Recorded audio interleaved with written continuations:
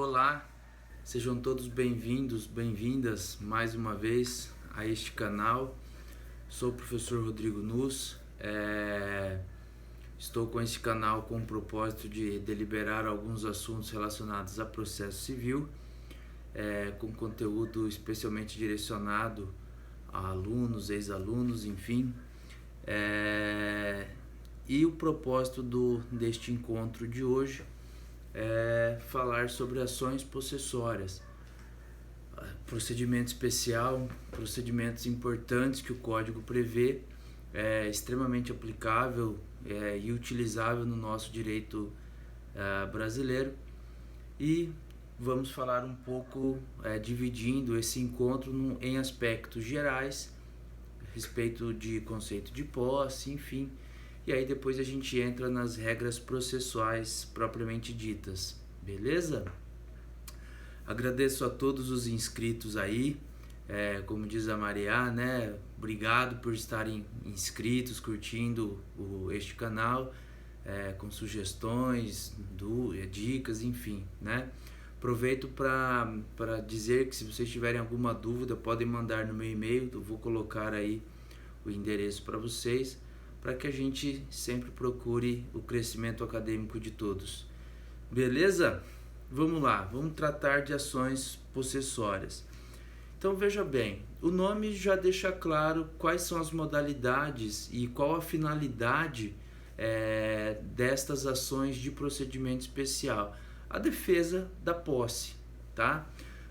Antes da gente entrar efetivamente a respeito do conteúdo processual da posse, é importante a gente fazer uma introdução no sentido do estudo das duas teorias que vão estudar a natureza jurídica da posse: a teoria subjetivista do Savigny e a teoria objetivista de Hering, tá? E por que isso é importante? Porque muito embora no direito processual brasileiro haja predominância, né, da teoria objetivista, o conceito da teoria do Savigny, que é a teoria subjetivista, existem em outras modalidades de ação, como por exemplo o uso capião, em que esse conceito é utilizado, tá?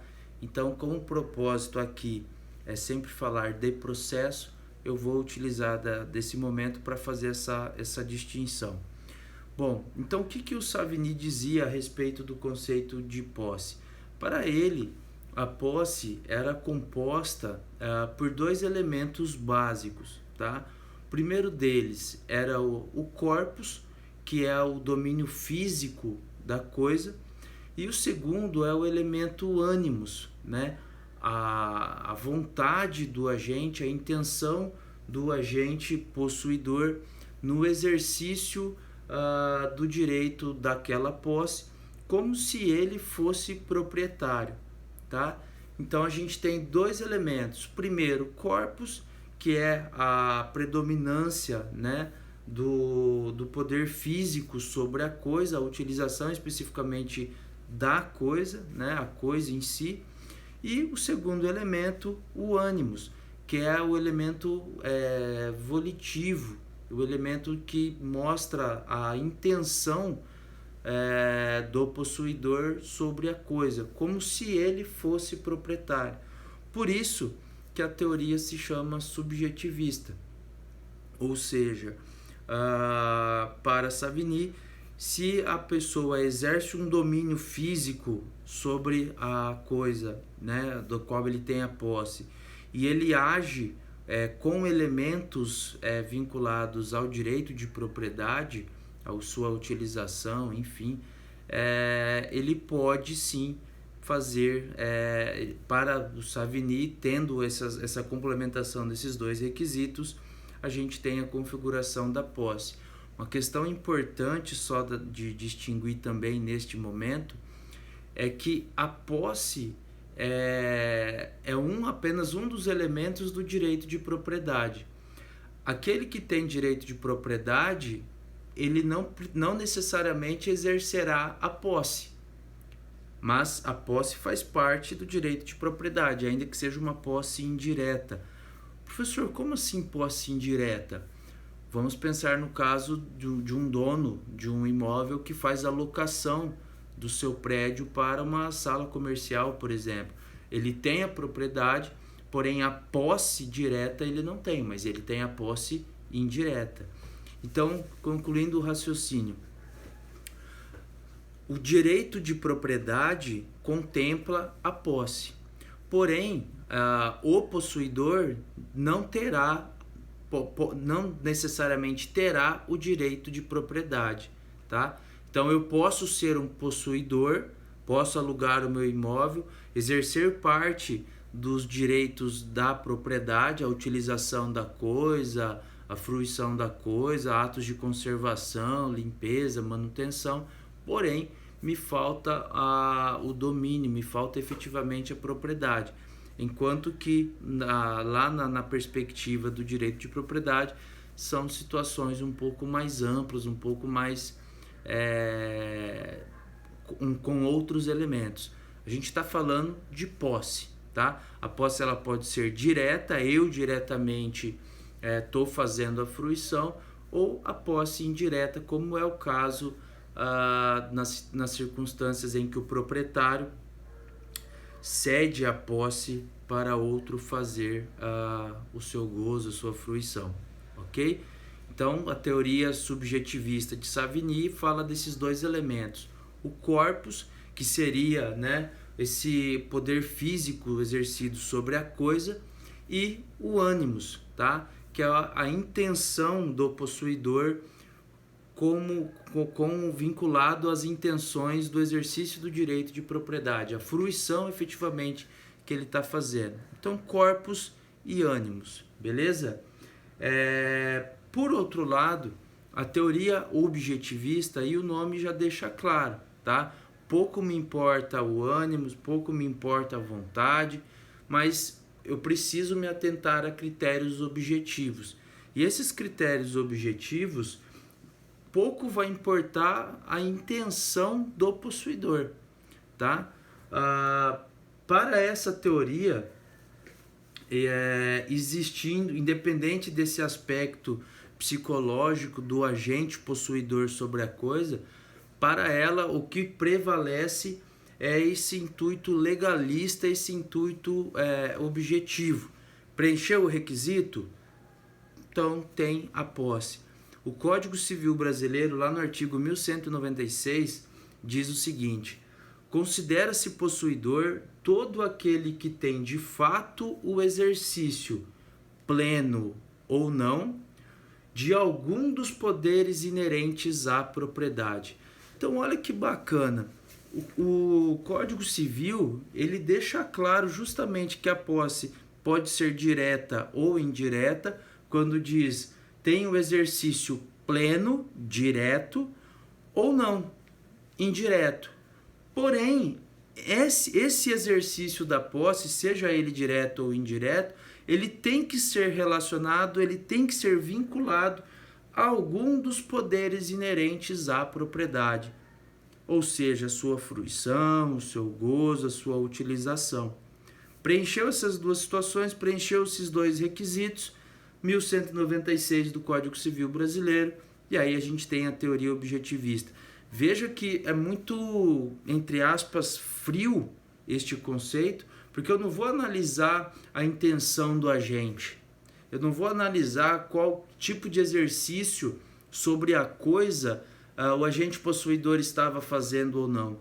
Ele estava no exercício da coisa, ele agia com algumas situações de elementos lá do direito de propriedade? Se sim, preencheu os requisitos, 1196 do Código Civil, a gente está falando de possuidor, ok?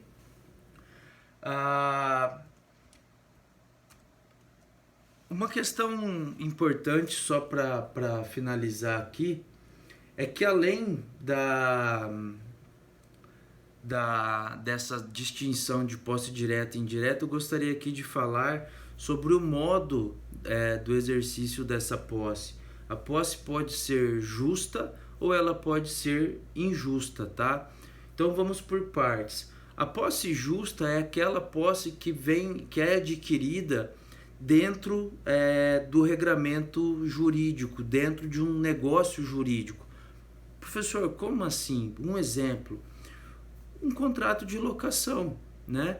E geralmente os contratos de locação, existe uma cláusula que fala, olha, a posse será exercida a partir de tal dia, né? A partir de tal dia, do dia da posse,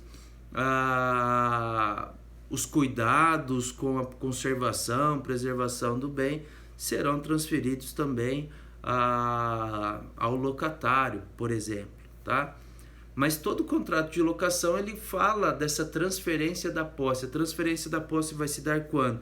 No ato da assinatura do negócio jurídico, após o pagamento, enfim, a partir de tal data. Essa pactuação é o que a gente chama de posse justa. É justa porque encontra respaldo em um negócio jurídico que garantiu, assegurou essa possibilidade. E a posse injusta é justamente o contrário, tá? A posse injusta é o que a doutrina e a jurisprudência coloca de posse clandestina, de posse precária, porque não tem a regulamentação da formalização de um negócio jurídico. Ela se deu às vezes com perspectiva de violência e de uma forma que não tem, entre aspas, tanta segurança jurídica assim como ocorre nas situações de posse justa. Por isso que a gente usa essas expressões de posse clandestina, posse precária ou posse injusta. Se de outro lado eu tenho um negócio jurídico que me dá segurança, que me traz respaldo para a utilização daquela coisa, desse outro lado aqui eu vou ter que me utilizar da força, da violência, talvez de documentos que não tenham tanto respaldo jurídico assim, documentos questionáveis, né? E isso pode ocorrer. De repente você está no exercício da posse de um imóvel sem que de fato tenha se dado a regulamentação registral necessária. É o que a gente chama de posse precária, posse clandestina, tá? Às vezes essa posse, na maioria das vezes nesses casos, ela vem acompanhada de violência, tá? De pessoas que entram na propriedade, né? E vão ali com uso violento tomar a posse, tranquilo? Então falamos de posse justa e injusta, posse direta e indireta e das teorias que vão discutir aí a natureza jurídica do conceito de posse, tá? Para nós, nesse primeiro momento, o que prevalece é a teoria objetivista de Hering, que está lá no artigo 1196 do Código Civil, ok? Primeira pausa, primeiro intervalo aí para a gente dar uma descansada. A gente volta com os artigos 554 até 568, tá? Que são os artigos aplicáveis à posse. E aí a gente vai falar da perspectiva efetivamente processual desse conceito de posse. Beleza? Obrigado pela atenção até aqui e já clica aí na seguida no próximo vídeo, ok? Obrigado!